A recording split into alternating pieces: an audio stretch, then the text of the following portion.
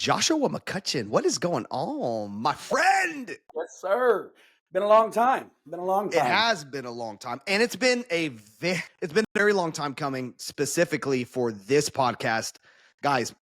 You guys who are listening or watching, the people that have been on, they already know we've been talking about this. I've been trying to get this thing going so many times, and he was one of the first people that I wanted here on this platform. He means a lot to me. Really good friend for so many years. You guys, for me, my former worship and youth pastor, guys, back in the day. That's how old that we were both getting. The moment I said that, I just like got chills down my spine, and I feel like I'm 50,000 years old. Joshua McCutchen, sir.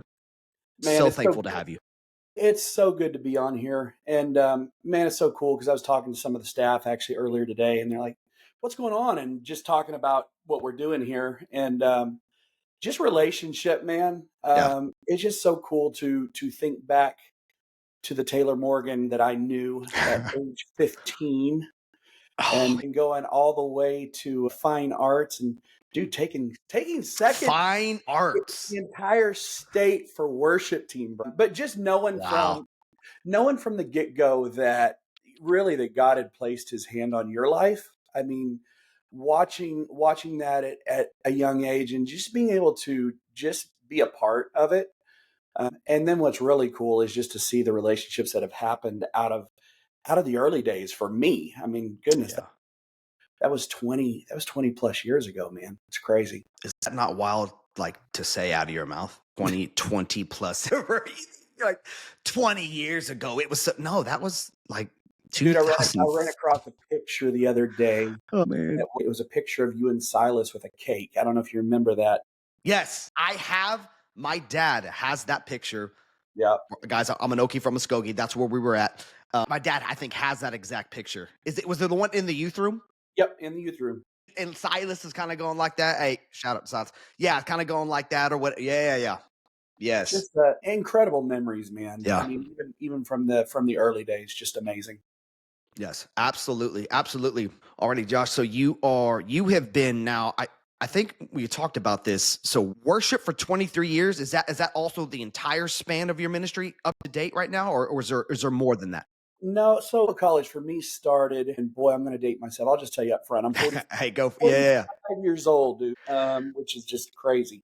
So I graduated high school in 97, went to Bible school in 97 to 2001 at Ozark Bible Institute in Neosho, Missouri. And so leaving Bible college in 2001, not really knowing kind of the direction. I knew that God had placed a call on my life and music was the avenue. But, it was interesting because I came from it was a very Bible based college.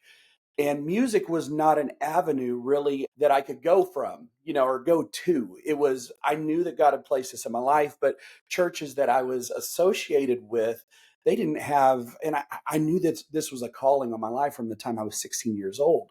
Wow. And Yeah. so not knowing where to go from there. And so, which led me to Norman, Oklahoma at age 18, basically, going into my 20s. And so I ended up in Norman at a church on the east side of town called Heartland Harvest Church. And Mm-hmm.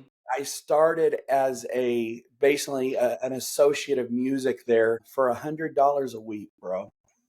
$100 a week. And Hey.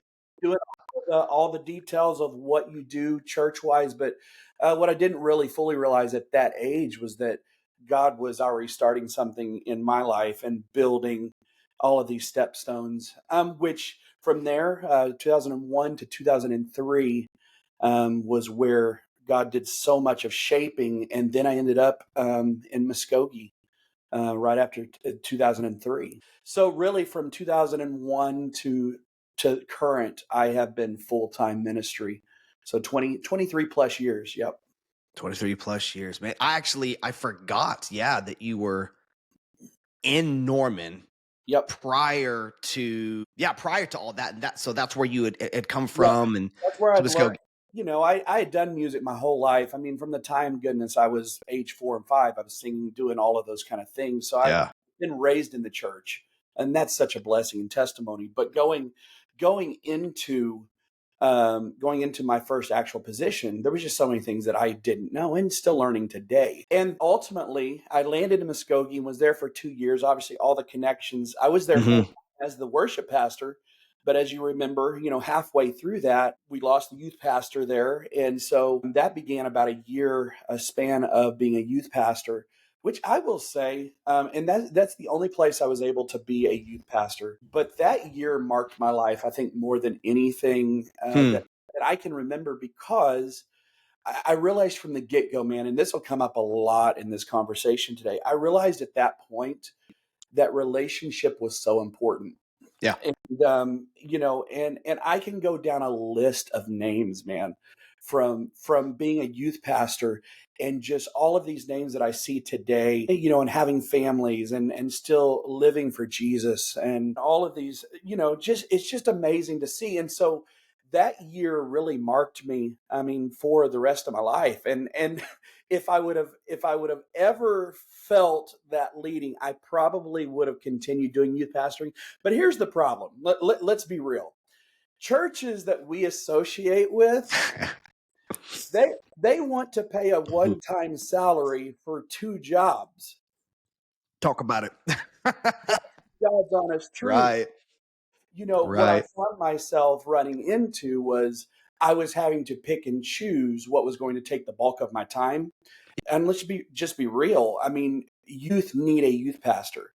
Yeah. And so relationship on the Right. youth pastor side. And so in that sense, the music side definitely took a hit because I was having to put all this time into it. That's why personally I feel go with one thing, because something's always going to take a hit Hmm. when you're doing multiple things. That's interesting. So I don't know if, I mean, we've probably had so many conversations again, guys, 20 something years. And by the way, I graduated in '04. So when he said 20 years ago, it was my 20th year graduation. Did I go to it? Absolutely not. RIP CBC. Yes, yes, it is. Man, it is no longer. Yeah. So I don't know if I ever knew that. So you, with obviously doing two roles, two separate ministry things, especially someone like you who is going to give 120,000%. Yeah. I don't think I ever knew that despite the Lord's leading, calling, like if checked would have been on all those boxes, you would have kept with youth ministry. What was it about that, or that specific time, that you On it, would have said, I could maybe do this long term? it was watching God shape young lives. Yeah. And I think, yeah, was it hard? Definitely. The Mm. the the nights of where we would have all night Oh man. sleepovers in the youth room and playing football Right. opportunities across the ground. So there was so many sleepless nights, but I look at it today, and it's just like those moments were impactful. And not anything on the other side in the worship field is not. That's not what I'm saying. But I feel like you have the ability to affect young men and young women for an entire life. Yes. Because if you can dig down into where their hearts are and get there, and today, I mean this with all my heart, I pray for our youth pastors, because Yeah. they are seeing a total different side of kids than I think we've ever seen before. Yes. So what they're having to deal with, man, and I'm still blessed to be able to lead youth worship every Wednesday night. and Oh, that's great. and so Yeah. and so I still get to pour into students' lives on a different aspect every week. And but I watch what our youth pastor here goes through, and just the things that he deals with. And we have, on average 175 youth every single week. And I Mm. would say probably 75% of them are unchurched young people. And so you can imagine what he deals with on a given week. Hmm. But I think that's probably why it moved me so much, is to watch how how moldable students are. Yeah. And because, you know today, it's the voices that are going into students' ears, and it's those things that are affecting things in their lives for the long term. And so if you can get that good voice and that positive reinforcement from a young age, it can change lives. Absolutely.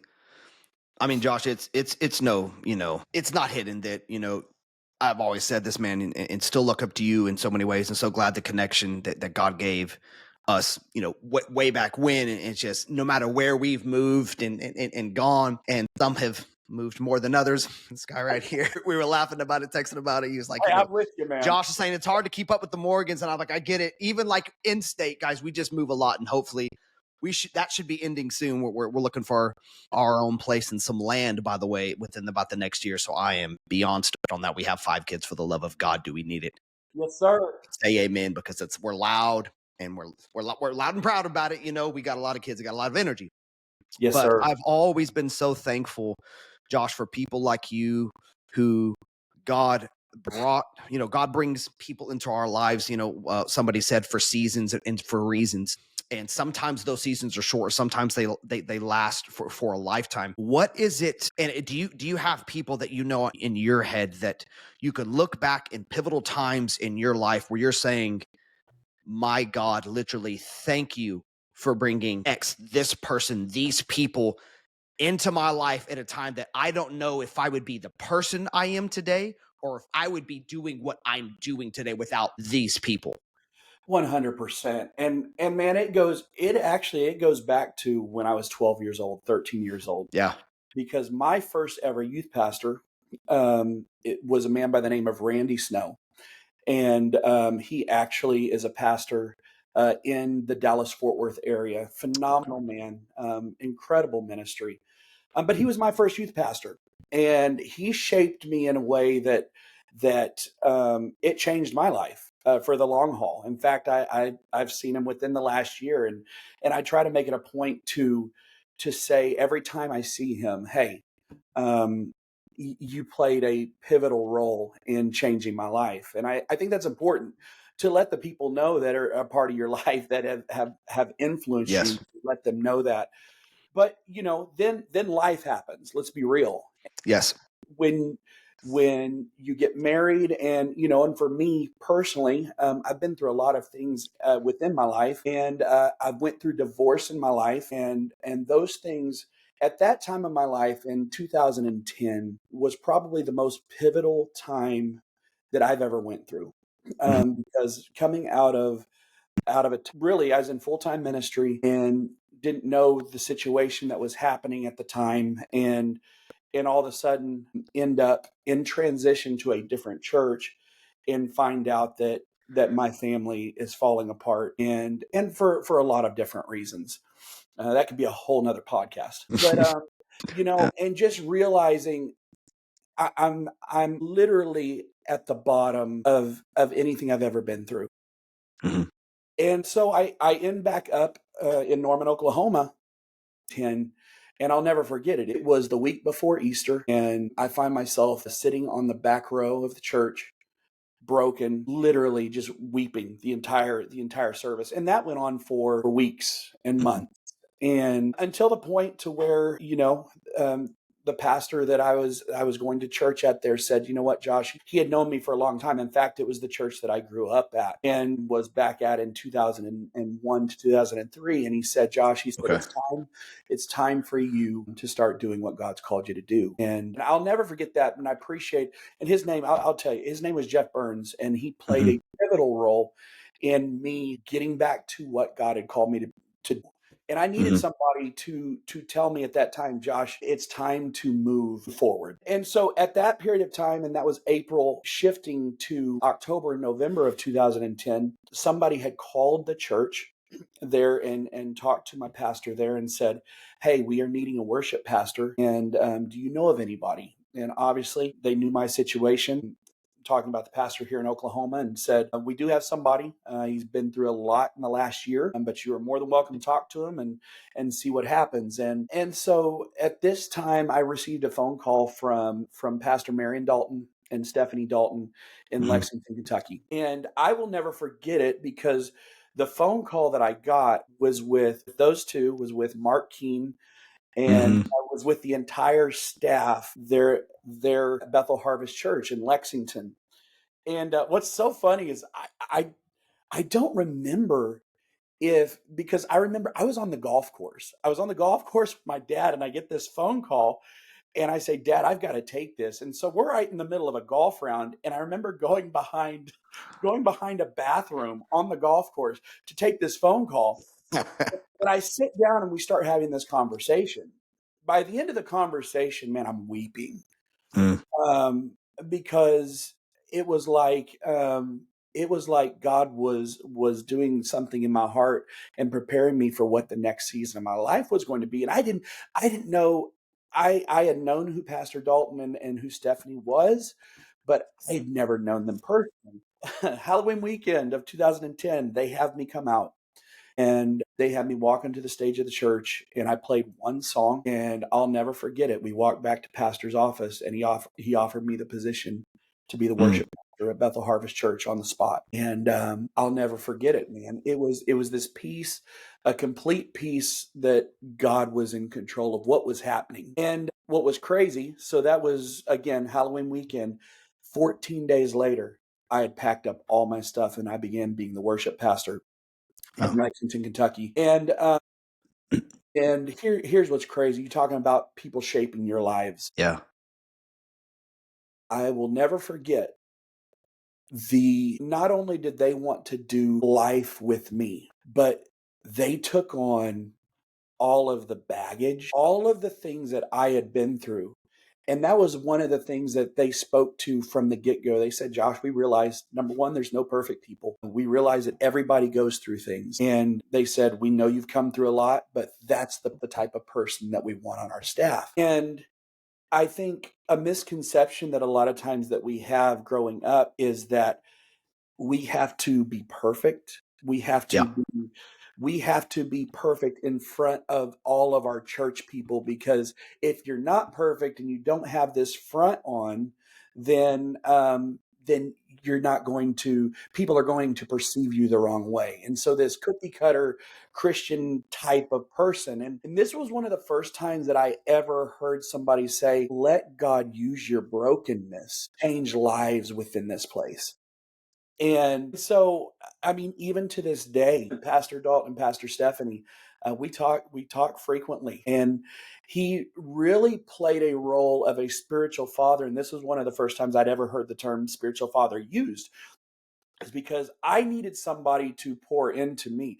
I think one of the things, as especially ministry wise, as you grow, is if you're real, you want somebody to be there when you need to talk to them. And so often, I think there's these barriers that we feel like we can't go to our lead pastors or the people that is our authority and talk to them about real things, because we're afraid, let's be honest, we're afraid that they're going to fire us Yes. Yes. and that we won't have a job anymore. And this was the first place that I'd ever been at that I felt the complete freedom and peace to walk in that office Hmm. door and say, this is what's going on in my life right now. I just want to be open and honest with you. And I'll give you a perfect example of this.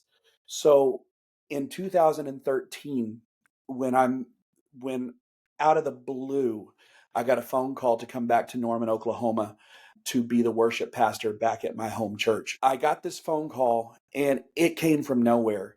The time that we spent in Lexington, Kentucky was the most life-giving season at that point that I'd ever Hmm. been a part of. And so I get this phone call, and I had no idea that this was going to be a pivotal moment in my life. You see, going back to the divorce and things that had happened in my life, my prayer, again, I'm living in Lexington, Kentucky, and my kids are living in Dallas, Fort Worth, Texas area. And Okay. Okay. I'm driving all the way there and all the way back to be a part of my kids' lives, my two oldest. Mm. And at that point in time, my prayer the entire time of this is, God, give me an opportunity to be a father to my kids and not just one that's there one time a month. Yeah. And so I get this phone call to come back to Norman, Oklahoma, which is two and a half hours from Dallas, Fort Worth. And I'm like, I have to visit this and I have to Yeah. look at the opportunity that's here. I go straight into my pastor's office along with Mm. Pastor Mark and say, guys, I just got this phone call out of the blue. I said, I have no idea what to do. And the answer that I got was, Josh, you would be stupid not to visit this and pray about this. And I mean, guys, like, listen, like that's not the normal response. Like, let's just be real. For those who have not been in ministry and you're hearing what Josh is saying, I've been in ministry, understand, like youth ministry, worship. Like I've seen the things that happen behind the stage, behind the curtains, and it's not all sunshine and rainbows, you guys. There's a lot of sad things, just like anything. In anywhere in life, whether it's a secular job or anything that you're doing, right? We're all still human, even if we're pastors, if we're on stage, we're trying to be leaders in the spiritual Christian context.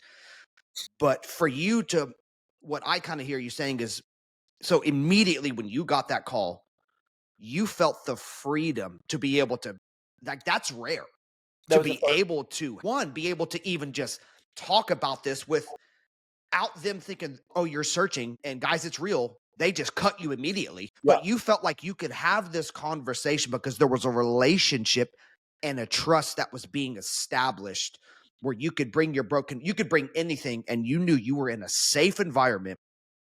What a response. I mean, honestly, that's not normal. That's not normal. No, it was completely life changing to be able to Yeah. have that conversation. And then, and again, these are people that did not just say things. Yeah. When they said things, they did things. Mm. And I've never shared this with anybody. There was a particular time in those 3 years where I didn't have the money to make the drive to go see my kids in Texas. And these guys, out of their pocket, man, I will never forget, gave me Mm. a check to go buy a plane ticket Wow. to fly there to see my kids. And so when I say shaped me, molded me, I owe such a debt to Pastor Dalton and to Pastor Stephanie and Mark, all the relationships there. It was truly life changing. And to kind of, what's crazy is to kind of put an ending on that little story is that, so they told me to pray about it. Mhm. I fasted and prayed for an entire week.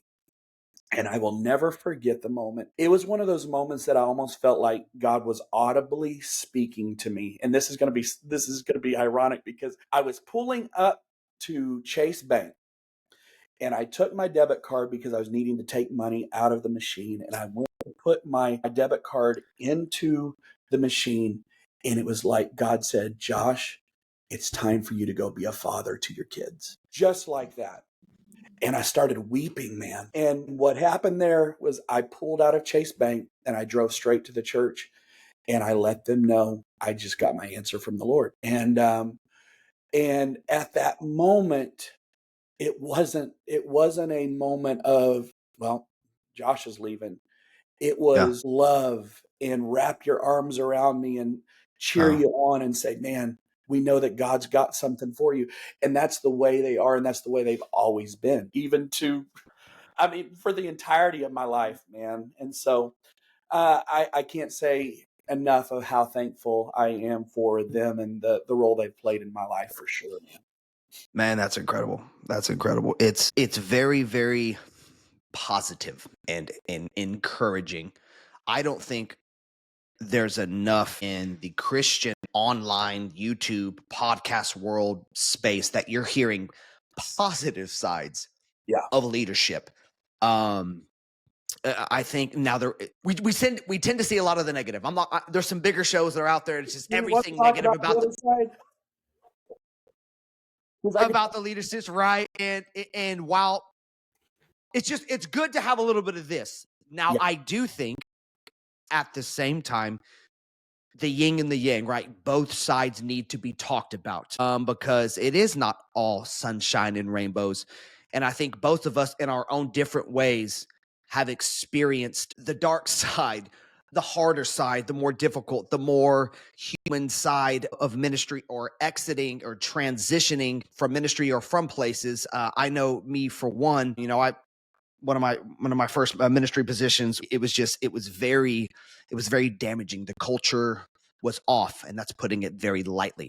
I'm a huge guy about culture. No matter what job, your family life, whatever, everything you're doing, your actions, your words are shaping and shifting the culture around you. You're putting off an aura. There's an energy. There's a vibe. Whatever you want to call it. We could just put it this way: don't be a douche. That's one we can just throw out there. How about, let's hey, let's be nice. So on that other side, speaking of transitions, because Josh, I feel that there's a lot of people out there that are in ministry positions right now, or even secular work positions. But let's speak to this ministry side.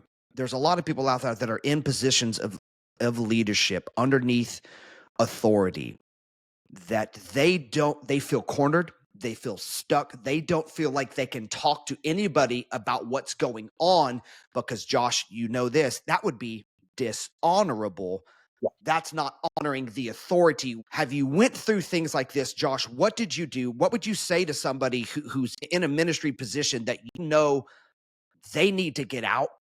Yeah. It's not healthy. Encourage them. Talk to us about that. So, man, you couldn't nail it any better on the head with that, because there is so many times. And man, let me just take the outside world. If people are watching, Yeah. we talk about the church world a lot, but I realize people watching this may not be in the church world. Right. Man, I had a person come to me this week and wanting to have a very similar conversation of exactly what you're talking about, because it's a toxic environment. And the conversation that I had with this person was, this was their words verbatim. They said, "Josh, will you pray for me today? Because I am going into my boss's office to have a conversation with them to let them know that I can't be in this situation anymore because of the environment and the toll it's taking on my mental health." And they wanted to have this open conversation. And their prayers was, "Josh, pray for me because I don't know how this is going to turn out." Yeah. And when you're in that type of a situation, you don't know. And to have other people walking beside you during those moments, so critical. But I will go back to a certain point in my life where I had to walk through this very same thing. And let me tell you, this is where claiming to walk by faith and actually walking by faith take a big It gets real. yeah, it's where the rubber hits the road, man. And so I'm in this position, and you got to realize as a man, I feel like most men are this way. You provide for your home. You try to do everything that you can to pay all the bills, all of these certain things that you go through. And I was in a situation to where I knew I needed out, and to the point to where my wife had left the church. She was no longer going to the church. And however, my job was the thing that was paying my bills. So you were still So going there I as was the still time she was correct. okay. I'm Okay. still pastoring there and doing everything, but it was so taxing on my family. I actually told my family, I said, "You guys no longer need to go there." Now that's a whole nother conversation, It's yeah. because that would not be typical. Because yeah, if you're raised in church, you do hear the obey your authorities and all of the spiritual authority and how that works from the head down and all of Right. those in all of those areas. Well, I'm in the situation to where I don't feel like I can have a conversation without knowing that my butt's going out the door. And so I was praying, "God, give me courage." Because here's the other thing. I feel like even in transition, and this is kind of, it's one of those things you'll understand, but quitting a job or leaving a job, however you want to phrase it, resigning from a job, Right. it's not wisdom to do that if you don't have something that you're going to. I have learned that the hardest way possible. Yes. And Yes, sir. so in this situation, man, I had nothing to go to. Yeah. And however, I know that I'm not supposed to be in this spot anymore. Yeah. So praying, fasting God what to do. And literally he says, "Josh, you need to resign your position. Resign and get out." And I would say that is like the one caveat, right, to all this, that you do make that decision. I would hope you've heard from like you may not right. That's that walk. It is that fine line, Josh, of walking by faith and not walking by stupidity. Yeah. Like you said, like, okay, if I know I've heard from him, I'm not seeing anything yet. I hope you have something on the other side of this instead of just, oh, I don't like it. I had an argument, and people are leaving their jobs by faith. You know, yeah, context is a little different. I would say yes. Make sure you've heard, talk to somebody about it, wise counsel, all the things. Yes. That's that boyfriend and girlfriend thing. God's told me to break up with Oh, you. Bible college. All Yes. this, oh yeah, or God's told me to marry. You're the one, and all the. Oh yeah, yeah. And so, I mean, there was a particular day. I'll never forget the day as long as I live. I walked in and I said, look, I said, here's the situation. And I did not, here's the other thing of this. There's no reason to get belligerent and no reason to get ugly in situations. I feel Right. Even in disagreement. Yes, yes, correct. exactly. But I feel like I've heard this my whole life, and I do truly believe it. How you leave one place is the way you will enter into another The place. next. Yeah. And so I had this conversation, and they received it and said okay, and we discussed it, and we set a timeline for the end of the year. This was September when we had this conversation, and we set a timeline for the end of the year. And so it did, that moment gave me a little bit of time to try to figure out what was in the future. Okay. And so I'm still working. I'm still doing what God has called me to do, and that's another key for somebody out there. If you are wherever you're at and you're going through this, it is pivotal and it is so important to give 150% of who Right, you are. because that's the temptation, isn't it? 100%. You're ticked off. You may have a reason or a right to be frustrated. Your family, specifically you, has been mistreated, whatever the context was. Internally, you're saying, and I've been there, screw it, I'm not going to do it. But like you said, at the end of the day, your principles, your character, despite other people's, I can't control what the world around me, people around me is saying. Yeah. I don't want to give all. I don't want to give 110,000%, Josh. Like that's the hard part. Yeah, and that's when your character actually speaks of what Yes. it is. And Yeah. Yeah. so I had determined in my life, at that time, I'm going to give everything to this until the day I leave here. Yeah. And that's what I did. I did it with my whole heart, and we got to November, and I got a phone call that morning. Actually, it was a text message. I got a text message to come in early on the Sunday at the beginning of November.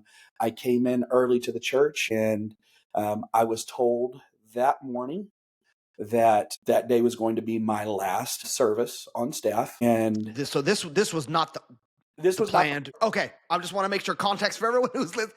This was not the end of the year thing. This was like something this was changed this in was their eight, mind. Something happened. this Okay. was 7 to 8 weeks early. Wow. Okay. And yeah, and so I'm like, okay, that is fine. They just felt like it was the best to go ahead Okay.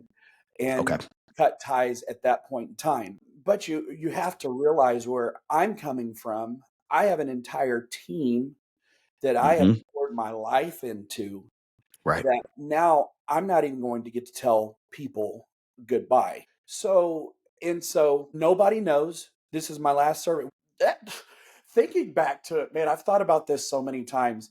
To tell somebody that this is your last Sunday and then know that this person is leading 4 of the worship songs that are being done on that Sunday, knowing Right. that this could get very interesting, you know. Mm, But did what I was supposed to do. Nobody knew a thing, and that's the way it should be. Nobody knew a yeah. thing going forward. I But see that. Yeah. to this day, Taylor, nobody has an idea of why Josh McCutchen is not there anymore, Wow. because it's never been discussed. And because so many things were hidden, and just okay, well, it was just, and this is the Christian answer that you hear a lot of times. Well, it was just their time, or it was, there's Yeah. Yeah. and so that was it. And at that point I didn't know what to do. So I'm no longer there, and trying to figure out what is going to happen at that point. And had a little bit of money, to where it would get me, basically it'd get me through about 3 to 4 weeks, Mm. which that's not healthy, folks. That's a whole nother finance podcast. But I'm like, God, you're going to have to lead me and guide me, because at this Yeah. point, ministry is all I've known for this many years. What am I going to do? Mm. And the Lord opened up a position selling cars. And dude, selling furniture, bro, or selling vehicles was something I never ever expected. I sold furniture too, but I did anything I could to make ends meet. But Yeah. I ended up selling cars for a season for about, goodness, nine to 12 months. But here's what's Oh, crazy okay. is I began this job. I didn't want to do it. Man, I know what the thoughts are of people with car sales. Ask somebody if they want to go to a car dealership and buy a car. The answer is no, you don't want Right. to. And so I this was a salary position. This is the only reason I took the job, was because I knew how much I was going to be making, and I knew I could make ends meet for my family. And so I would take it, and I would do what I could to learn. Took the position in the middle of December. And if you know anything about car sales, most people don't, you have a quota of cars that you're supposed to sell per month. Yep. And the quota that was set for us was 12. I came in on December the 16th of this year. And I came in by the end of the month, December the 16th through December 31st, I had sold 13 cars. Whew. I told them coming in, I said, here's the thing you're going to get with me. I said, Yeah. I will not lie to people.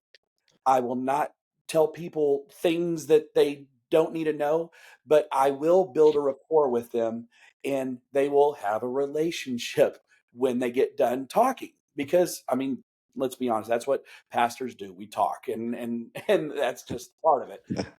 Right. The next month, I sold 20. The next month, I sold 22 cars. The next month, I sold 25 cars. Mm.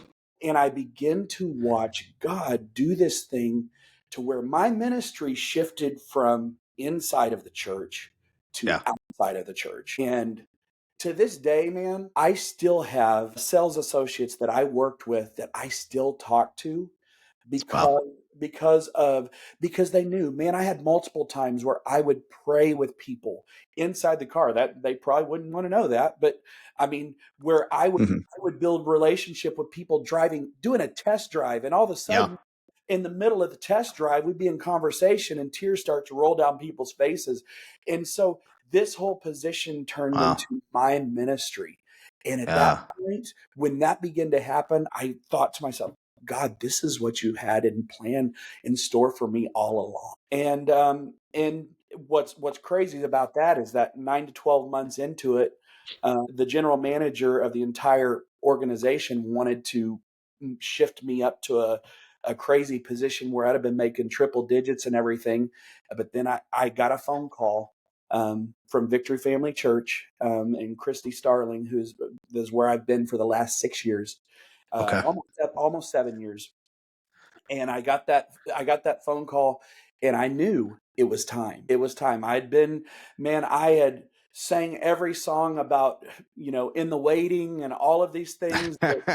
All of it. Right. Right. Everything, praying about it. Yes. Through that time, God was working on me. There was things in my life that I needed work on. For one, financial stuff. I'd lived this life of keeping up with the Joneses and all of these things in my past that I needed to get under control. Well, I started going to Yeah. financial peace within my church. And these Okay. things Yeah. that God started to do in me. And he's like, yeah, see, here's why I needed to put a pause on you for a while.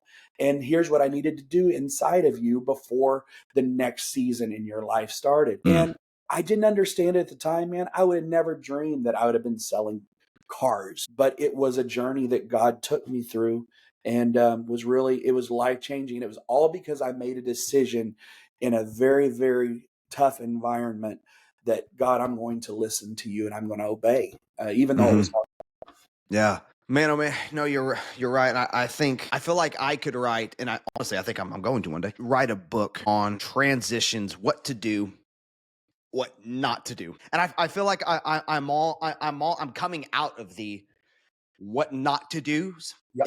in transitions, and learning how to handle, how to navigate, to one, not feel like God's abandoned you. Because the first moment, a lot of times when crap hits the fan, whether of our own doing or of life's, people's. And guys, and just know this, whether you're a Christian or not here listening, like us Bible believers, Jesus walking with him, we are not exempt from stuff. Matter of fact, I mean, Jesus out of his mouth, right? Ye shall have tribulation, right? Like, it's the unavoidable. And for too long, for too much of my life, Josh, I got to the point, the beginning of this year, January, I had this wake up call, and here we are. That is wild. It's December. Guys, I don't know how it happened. The past 2 or 3 years, even my kids, Josh, have said this. And they're young. And you usually don't feel like you say these type of things until you get older. Like, Dad is like, did God, literally my oldest son, did God speed up the clock? Like, how are we in? Like, even he's noticing it, that time is just flying here. But I had this revelation, and many churches do this. They do ours here. Live at Church, my good friend Alan and Amanda Kendrick here in South Carolina, did 21 days of prayer and fasting. A lot of churches do something similar to this. In the beginning of the year, they do a corporate gathering of fast. And Josh, I had this wake up call, and I'm looking in the mirror, and I'm physically seeing myself. I'm 38, and I'm going to be 39 next month, and I just have this wake up call in my life to the reality as I myself am praying and fasting at 6, I think like 6 in the morning, worship's playing on. And I see my life of 2 different paths that it could take. And just this revelation, Josh, of if things don't change, nothing's going to change. That there is this balance of waiting on God, believing him to do what he can do. But I remember the Lord telling me, everyone's right, God can do anything. He can do everything. Well, there's actually some things God can't do. And people, how dare you say that? No. And I remember the Lord telling me this. The Holy Spirit whispered to me and said, I can't make you get in my word. I can't make you go to the gym. I can give you music all day long. You've got to take the pen. You've got to write it down. There are things, yes, that God can't do, Josh, and it was this wake-up call for me, and I've been on a tear, on a path, and I think this is what God has had all along for me, and this is just the beginning, Josh, to speak to people who feel stuck, who feel like they've blown it, and they don't know how to get up, Josh. And for so many years, just going through the motions and doing my best to try to stay strong, right? A husband, a dad, 5 kids, but warring internally and wondering, when is my time gonna come? God, you've had these promises, you've had these things for me, but just not knowing how to get up. And it was a thing for me, Josh, that all I knew what to do at that moment, I'm looking at myself and I'm saying, I don't want to become 40 and I don't want to look like this anymore. I don't want to think like this anymore. I've got to just I've got to shock my life up. And I just I'm going to the gym. I don't know what it is. I threw myself in there, and guys, it'd been a minute since I've been in the gym, and everybody knew it. Y'all know the new dude who's in the gym that can't remember how to lift any of the machines, and everybody knows you're the new guy, right? And it can be very intimidating. Yes, and sir. Guys, I grew up athletic, in shape, involved in sports, and how I'm coming in with, I don't drink beer, but looking like I've got a beer belly. I've got 3 chins, looking like Taylor ate the old Taylor. What's going on? But I don't know where to start, God, but I'm just going to act. And Josh, I feel like sometimes, guys, if you're listening, the way out is sometimes it's just through. Start with messy action. Josh, I didn't know, I knew I didn't know where to start. I didn't know how to shake my life up. But I knew I just needed to do something to shock myself. So I got into the gym and been going now ever since February, back and forth now. It's been 2.5 months since I've been able to actually lift. My back issues have rearisen. Now it's up here. It can really do damage on the mind because I was just on this upward trajectory of watching my body change. But Josh, more than that, the fight that I fought with my mind, I ran into some demons that were in the closet, literally at the gym. And I think that's what God had for me. So I want to talk about this, the connection between our bodies, the connection between our minds and our spirits, and how I think we would love to compartmentalize them, but you really can't. It's all connected. And at least I have found that the biggest release for me, yes, physically was there, but I found Taylor again. When I was getting my health back, getting my mind back, that I was getting my fire back about life, my passion back, that yes, it was about me physically being healthy for my kids so I can be able to keep up with them and run with them and all those things. But the biggest thing for me, and while I'm still going, even though I can't lift, I got an MRI tomorrow. Y'all be praying for your boy to figure out what's going on up here. All my nerves it's just out of whack. But I still go to run just to keep this.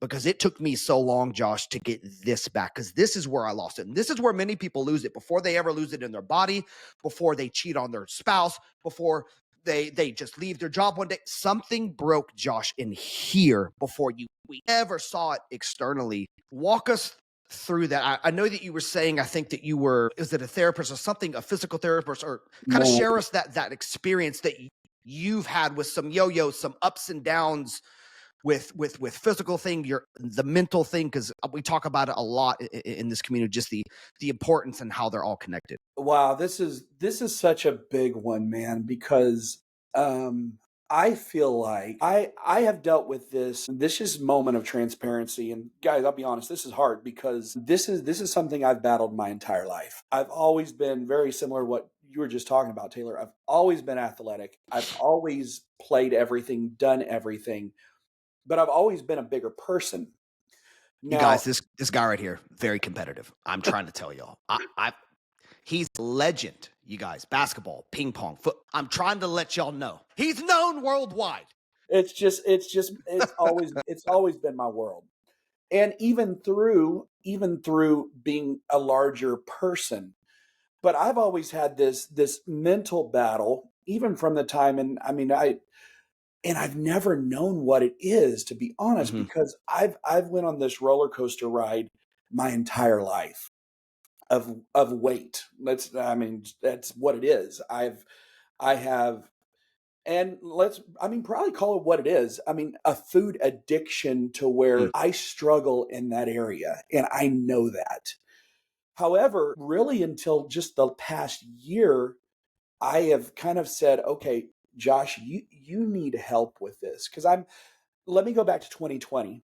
Yeah. So February, man, I've never said some of this stuff, but I think it will help somebody. February of 2020, I found myself on the scale, and I found myself looking almost at the number 400 on the scale. And I said, that can't be. And I had to make a change. February of 2020, I walked myself into a place called Orange Theory Fitness, and you can research that. It's a really great Got way some of here. Yep. just shaking everything up physically. So I started February, and many of you know, March the 13th of 2020. What happened? Our entire Mm. world shut down. Yes. I was 1 month into where I was 5 times a week at the gym, getting my mind right, exactly what you were talking about. Yes. Everything shuts down. The gym shut down. The churches shut down. Everything. And I will never forget it, man, because our church my Pastor Adam Starling, talks about this often. In that moment of time, we had to make a determination as a church to what we say pivot, because Okay. everything was different. And we began to do some different things within our church where we went basically virtual with everything. And we Mhm. started almost like a TV show for every week. Well, I'm frustrated. I can't do my workouts anymore. I can't do this, can't do that. And on Mondays, on our virtual TV stuff that we started doing, we had a man by the name of Benny Wiley. Many of you know him. He's the Mhm. University of Southern USC. But at the time he was at OU, and he was doing for our church Monday morning fitness stuff, which was allowing me to stay on track mentally with what I was doing. He would give us stuff Okay. where we could do Yes. things. So I was still working through it, but I wasn't getting the results that I wanted to. And move forward. A year went by. I started to see the changes. I started to see the physical changes, the mental changes, the clarity. 4 years at Orange Theory, and it has shaped and changed everything. Now this is why I'm saying this, because I'm bringing it into this year. Mhm. Um, Around March, April, we had a lot of things happen on our plate, and I think this is where things for me started to shake a little bit. We ended up moving homes. We ended up, and I could go down the list of things that began to happen, but I saw myself start to slip in the food, start to slip in. And here's the biggest one that I have learned: the routine. My Mm. routine Yeah. was completely shaken. And I learned over the past 4 years that routine is so key in what you're doing. I would wake up at 5:30 every morning. I was at Orange Theory at 6:15. I would work out 6:15 to 7:15. I would automatically feel so much better. I would walk into my day at the church at 8:30 to 9 o'clock and then do my day. And that was a part of who I was. When that routine was shaken and started to crumble, everything else started to waver along with it. Yeah. And my weight started to fluctuate, and I started to see myself slip in certain food areas and all of these things. And that was where I made another hard decision this year, because again, where I come from and kind of the background of where I come from, therapists and all of those kind of things, therapy was, oh well, you're not living in faith with God and all of these kind of things. Well, Yeah. my Yeah. pastor, and I cannot say enough how thankful I am for my church and Victory Family Church with my pastors. Everything they do, everything to try to help us as staff, and our church actually provides any kind of therapy that you want Mm. as a staff member. And so I found myself trying to figure out, okay, I need to go see somebody and talk to somebody, because I see everything that's happening. I know everything that's happening, but what's going on here that's not translating? And so I started this a few months ago, and I truly feel like my routine is getting back on track. I'm back to my morning workouts. I'm back doing what I need to do. But I think that's the biggest thing I've learned, is that number one, I have to talk to somebody. I have to, and one of these things, I mean, you were saying it a while ago, all of these things work together. The Mhm. working out, the food, the spiritual, everything works together as a whole. And I don't know if I fully realized that until the last couple of years, but when my other stuff is right with my routine and everything, Right. everything seems Yes. to Yeah. be in the correct path. Mhm. And then when it's not, man, I the difference that I can tell as a whole, it's night and day, man. Night and day. Yeah, that's I think it's a shame, but it's a reality of the thoughts toward therapy or getting any sort of help in that in that instance outside of the Bible Yeah. or in the Christian faith, that like it's this is not a shot at the word of God.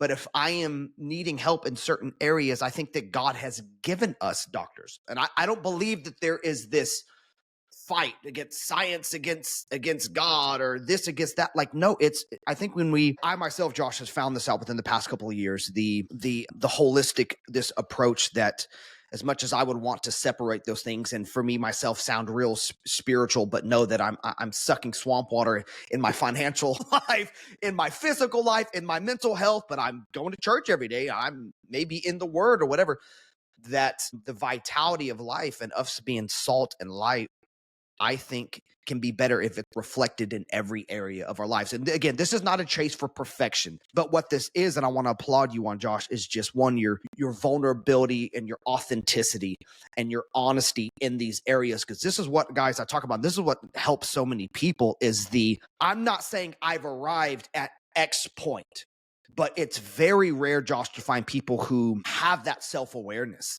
that can say, hey, I know where I struggle. And I'm admitting it, I'm being open, and I'm being honest about it, whatever it is in our life. We've talked about multiple things at times in our life, struggling financially or Yep. whatever it is, relationally, ups and downs. The winds and waves will come in life. And it is so good. And I think it takes courage to have humility in those moments to say, okay, I'm recognizing this, but now, again, what am I going to do about it? And I think that's a theme that we've been talking about kind of through whether it's transitions in life or whether it's something of my own making or somebody else's making. How am I going to respond? Yes, sir. I really do. And it makes it easier to respond in a healthy way when you have healthy community. You're talking about, you've got healthy leaders that are around you, that are inspiring you, that are encouraging you. Or sometimes we need a little bit of the slight whip on our backs to say, hey, come on, buddy, keep it going, keep pressing, keep going through that. That's, I talk about it all the time on this space, you guys. There is consistency when you have healthy community. It just having you said those patterns, having those things in our life, those regiments, my schedule, whatever that is. How can we have those patterns? How can we keep those for people out there that are like very organized? I'm just gonna be honest, I'm not one of those people. And I'm fully self-aware about it, right? I can tend to be a hippie too much and like to flow, and I like change and I can go with it. But I'm finding that different seasons demand different structures. I am in a season where that structure of going loosey goosey, that ain't working for me anymore. I need to be more. This happens at this time. This happens at this time. This happens at this time. All 5 of our kids, all of them, we're now homeschooled. Me and my wife now both work from home. So just imagine that. Take that context. I'm a teacher. We're teachers. We're fathers. We're husband. We're wife. We're trying to do all this stuff that we can't be as loosey goosey as we would like. Life doesn't always let us keep our schedules just, Josh, just streamlined. How can we create our schedules, or talk about times maybe where you've had to, in this instant, adjust your schedule? Well, I think we need to be rigid in areas, but I also think being fluid, having some fluidity to where we're able to bend and break, because life is going to happen. Like you said, COVID, nobody saw that coming. Everything, I think, since then has even changed. The way bosses, the way jobs, the way people are working from home. In worship ministry, a lot of people aren't meeting anymore. They're doing online rehearsals. So, and I think we've talked about this before. Things have changed. I think can be some good things about being fluid and changing up our patterns. In what ways have you had to do that, maybe since COVID or recently, specifically maybe in your worship world or in your world with your family? Man, I'll say, I'll get to that on the worship side here in just Yeah. 1 second. But the biggest help for me personally is, and I would say this to anybody, the greatest asset that you have is going to be your spouse. I have my wife, so communication's what is very key, because I have 4 kids. My wife works at the University of Oklahoma, a full-time job. I work at the church full time. I help my cousin Leah with her estate sale business. My oldest is at OU for aerospace engineering. I have a second Wow. grader. All of these things. My youngest daughter's in basketball. My other son is in soccer. My other daughter's in musical theater and has all of these other things. So every one of us have all of these things, but if you do not communicate schedules and a lot of it, I'm not great at this, but I have learned to do this the older I get, is putting it down on paper, man. And that's what will allow you to get into a healthy rhythm. Like, for instance, so my wife, our schedule right now, she wakes up, and I don't know how she does this, and thank the Lord she does it. She wakes up between 4:15 and 4:30 every morning. And Ooh. that's not an exaggeration. And she's at the gym by 5. I'm walking out the door at 5:30 to 5:45 to be at the gym at 6:15. So she's coming back to the house to be able to get the kids off to school. That time Gotcha. I'm coming home, I'm getting all my stuff together. She heads for work, and then I head for work. And then we communicate what the day after looks like. Like today, I have youth worship tonight, and I won't be home till 9 to 10 o'clock at night. So she takes care of all of the other things. Just communicating and being able to be on the same page is what's going to be the biggest help as a whole for rhythms and routines. On the worship side, man, I've seen that you nailed it to a T, because I've seen it adjust so much right before COVID. I mean, you named it. Mm-hmm. We had rehearsals every Thursday night at 6 o'clock. And then moving out of that, now this is a testament to our team, because you'd mentioned doing rehearsals online.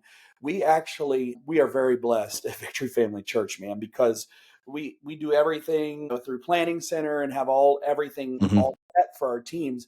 But our teams are required, and they know that when they come in on Sunday morning, that they have to have their music set to go, and vocals have their stuff set to go. And so, because when we came through COVID, we made that pivot during that time So frame. that's when okay. That's when that Yep. shift happened. And so, where we would typically brush up on things on the Thursday, now they brush up on things on their own at their house, and then come prepared Sunday morning to rock and roll. And so that did shift some things. Now, I will say this, and we've had a lot of discussions about this.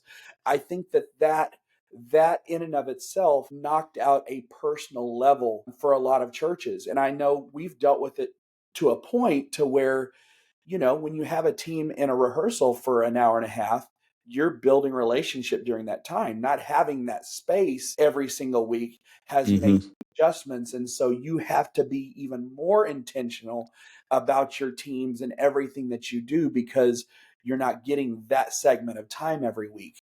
And so it does. I mean, there's a lot of, I believe, growing pains and things that you have to learn in the process of that. I believe that there's been some very positive things to pivoting on those things, but I think there's also some things that can definitely be worked on to help the process move forward. It's such a good word, Josh, because life is going to demand change even when we don't want change. And how we change with the change, again, is just so huge that we can readapt, we can pivot, and still get the outcomes that we're wanting. Just in prayer and talking with other people, I have found, talking with my pastor, talking with friends, that I struggle with wanting the context of my life right, and me thinking that the only way that I can get the content of my life is if the context fits. This has got to be here, and if this is here, and if this lines up with this, and this lines up with that, then that's the only way. And it's been a journey. Again, I'm still on this, but the Holy Spirit just kind of, I feel, telling me, saying, Taylor, you can have it all without having it all. Meaning you can still have all the things that you're wanting, all these goals, without the context, without life looking the way that you want it to right now. Yeah. An easy way to put that, again, is right now I'm going to be finding out if I'm going to have surgery on my back or do whatever. I've had to pivot my workouts.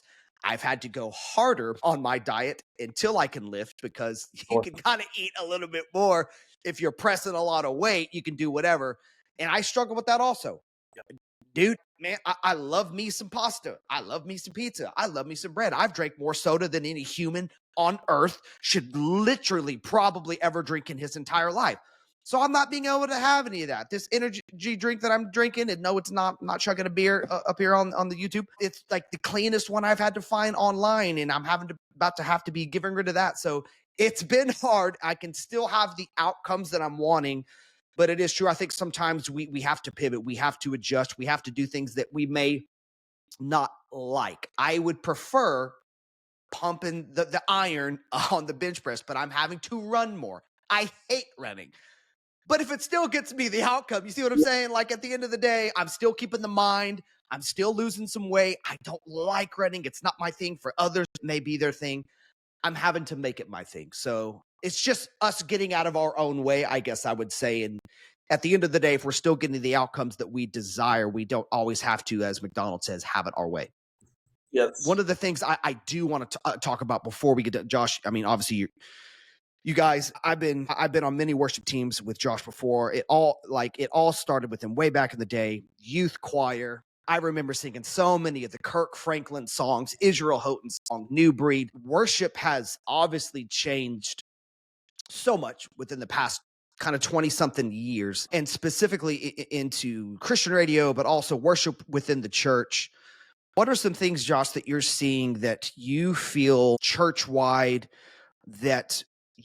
what are some things you like about things we have changed when it comes to worship and where you feel it's going? And what are some things you feel that we are maybe missing, or things that you miss specifically in the context of worship? Because the styles of songs, the lyrics, even chord structures, this, all of these things I think really do matter and play a part in how we worship and how long we worship. It's changed the structure of our services.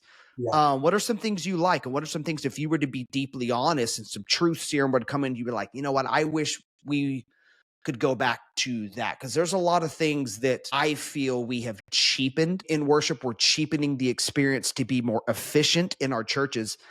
And I think in essence of doing that, are we cutting short a true God encounter for people? Or have you found that we're able to be efficient. Churches have multiple services. I get it. But how do we keep the depth without the in and out? We got to start at this time.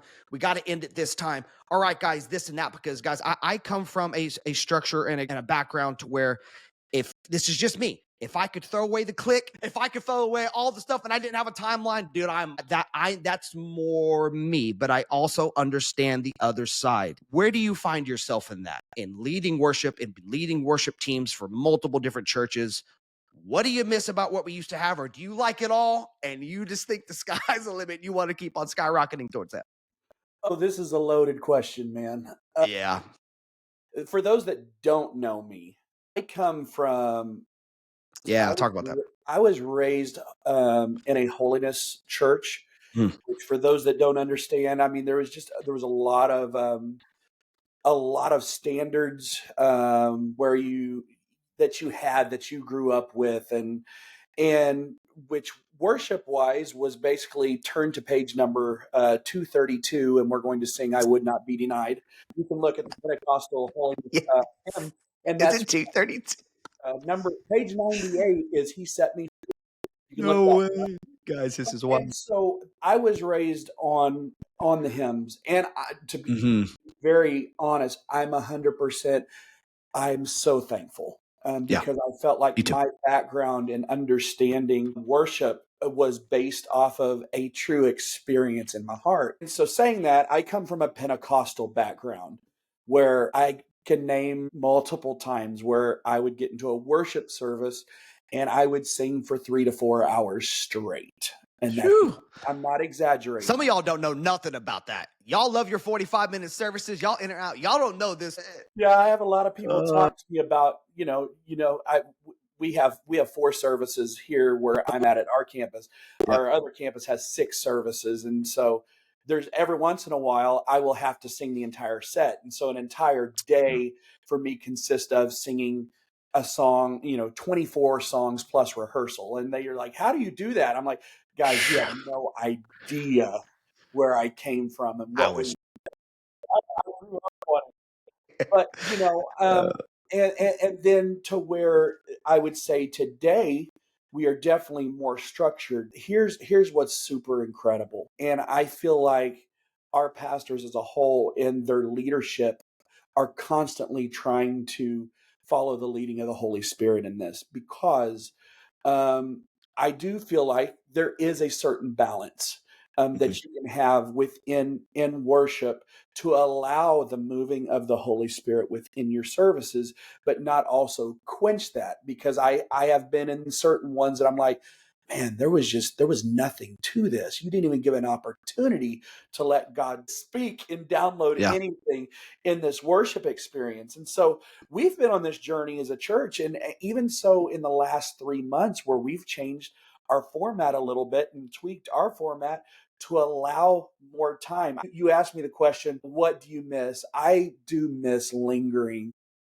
Yeah. in an atmosphere that just where you can feel the tangible presence of God. And thankfully our church, we also do worship nights where specifically everything's thrown out the window and there is a complete night of where we just worship. The entire night is worship driven, and yes, we are very current with what today's worship world would be considered with Ableton and Yeah. what all we use. But there's those moments where I will give this signal and they will go to a backup click, and hey, we are off grid and we are following what I Gotcha. feel like the Holy Spirit's downloading into me at that time. And so we do have those moments. But our church, and you can imagine our church as a whole, talking about every campus, what Victory Family Church is, we're around 10,000 people. And Mm. so there has to be some kind of structure, because without structure, it's going to be complete chaos Pure chaos. Yeah. with that many people. However, my pastors also realize the importance of the Holy Spirit within our services. And so we have shifted everything to where it allows more time within our worship sets. And then at the very end, when the sermon is concluded, and this has just happened within the last 3 months. When the sermon is concluded, we go into what's called a response time. And when he finishes, the worship team literally you have your keys, you have your guitar players. It is just laying down a foundation, nobody's singing nothing, and we go until we feel a release to go into the last worship song, and then we have whatever time that we want to conclude the worship experience at the end of the service, and then we release the entire congregation. So there's nothing after the worship team. When we're done and we feel that release, then we dismiss everybody.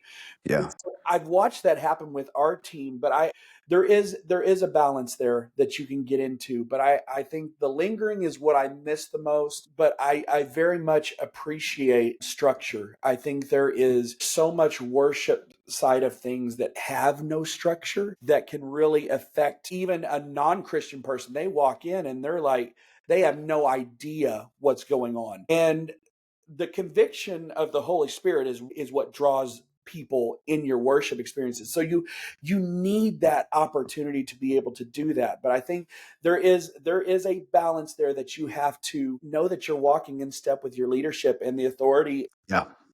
I think that is the key, because us as worship pastors are going to have our own feeling on so many different things, but you were placed where you are at for a specific reason, and which there is a chain of authority. And if you do not feel like there needs to be some changes, then have discussions, and maybe that's not the place for you. So I think there are conversations that probably need to be had, but on a stage and on a platform is not your place to prove a point, if that makes sense.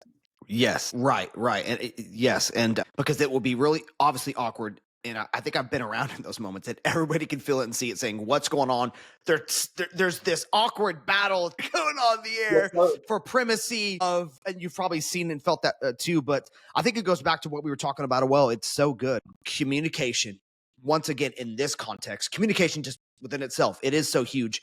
And having the trust and building a relationship in those areas to where you have your authority that you're submitting to, but man, I think it can be really good when you also have a friendship there, that this person isn't just my boss. They trust me. I trust them. So if an instance, if you are feeling the leading of the Holy Spirit and things go 2-3 minutes, whatever it is, past X cutoff time, whatever, it's nice to know and good to feel that you can have those moments, but you're not just taking that every single time. And now it's like, okay, you're not following the Holy Spirit. You're just wanting to, kind of whatever. And I think I'll say this too, because this is just a pet peeve of mine. Man, as worship pastors, you're not put in place to be the lead pastor. You are put there, and that your place of position is to lead the people into worship, not to preach your own mini sermon. And I've seen that so many times, and it irks me. No, it is not your platform to try to gain your position as a lead pastor. And if that's what you're doing it the wrong way. Yeah, if that's the angle, you may need to find another place, and maybe ministry isn't you, at least for now. You got some character issues. There's some things that are happening, but no, you can't. I think it's a very passive aggressive way to deal with something when it's just what you said. I think if it's gotten to that point, if you're a worship pastor out there and you're dealing with these things, I think you just need to have a conversation with your lead pastor. You need to talk. You need to open up. You need to be vulnerable and say, hey, I would like it if we could have worship segments go a little bit longer, or whatever the thing is. Communication can fix. Wow, Josh, seriously. And if you're scared to have that conversation, go back to the first segment of this podcast. Rewind. Yeah. There's a clip that you may want to listen. Context, you're right, matters in that.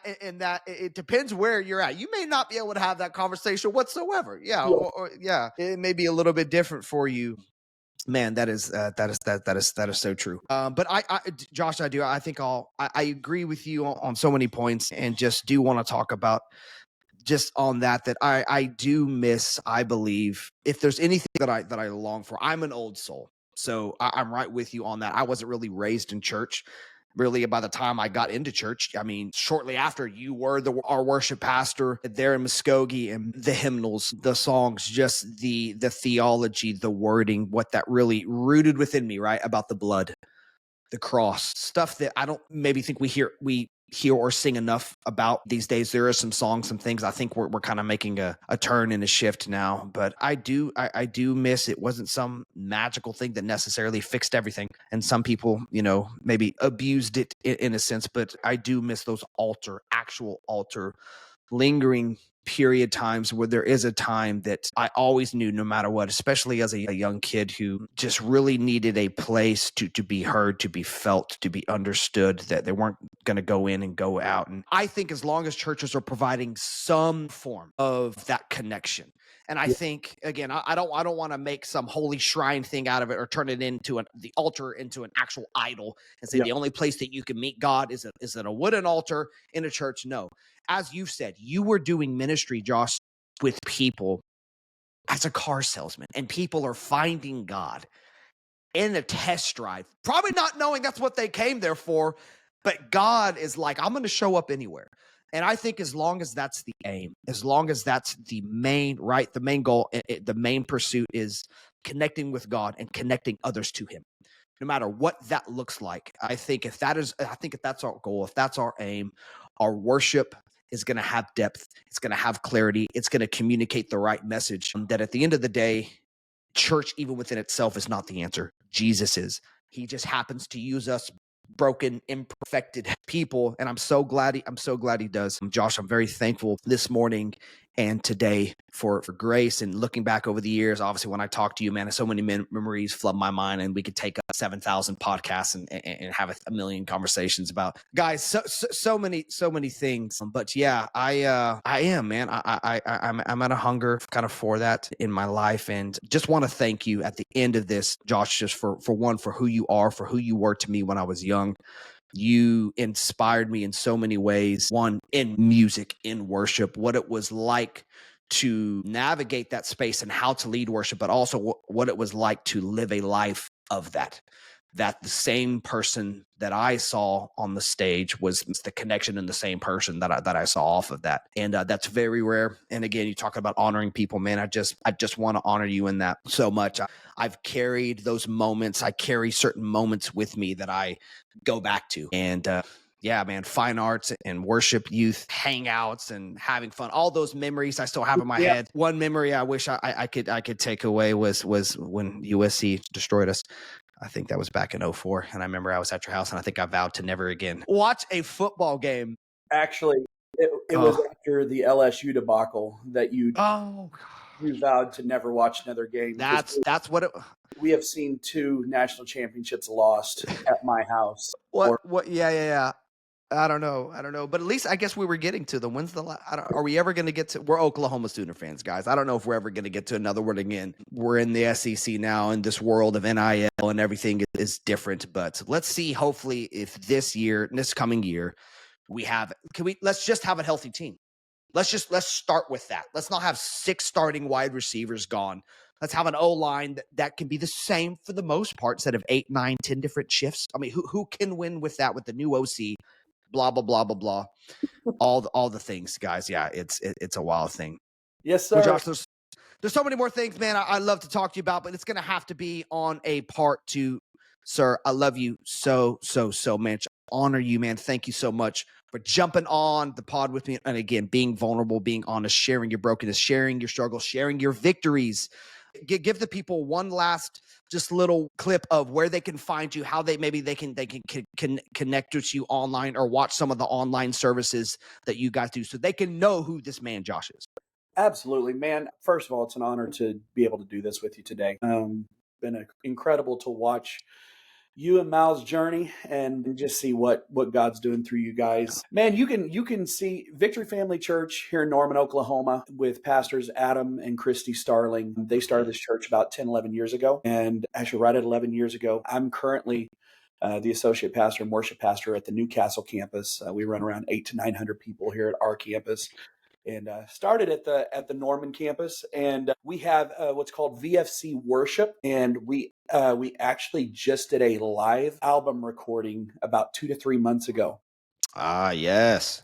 So 10 original songs that we wrote in-house, and did that recording 3 months ago, and it will be coming out at the beginning of 2025. So be looking for that. VFC Worship. Super pumped about that. But you can live stream all the experiences and stuff like that. But man, you can also reach out to me on Instagram, Facebook. I'm an open book, and there's a lot I haven't talked about today. But if anybody wants to talk, man, I'm an open. I love it. Y'all heard the man. VFC Worship 2025. Going to be very, very exciting. Looking forward to that. Always love new music, especially from somebody that I know, that I respect, and that I admire, and that I honor, sir. Again, Joshua McCutchen. You guys give a round of applause for him. Hey, there's gonna have to be a part 2. We'll see whether it's at the end of the year or next year or something going on. But you guys, there's a lot of conversations again that we know that we didn't get to. We have a lot of history and stuff. So, sir, I bless you, man. Praying for you, honestly. I'm praying for your family, everything that you got, that God is doing within your church, within your hands. I just pray that God blesses it just extremely, man, and takes it to places you never saw, man. I love it. All righty, guys. Thank you guys for coming on the podcast. Episode 3 is in the books. I'll catch you on the other side. Peace.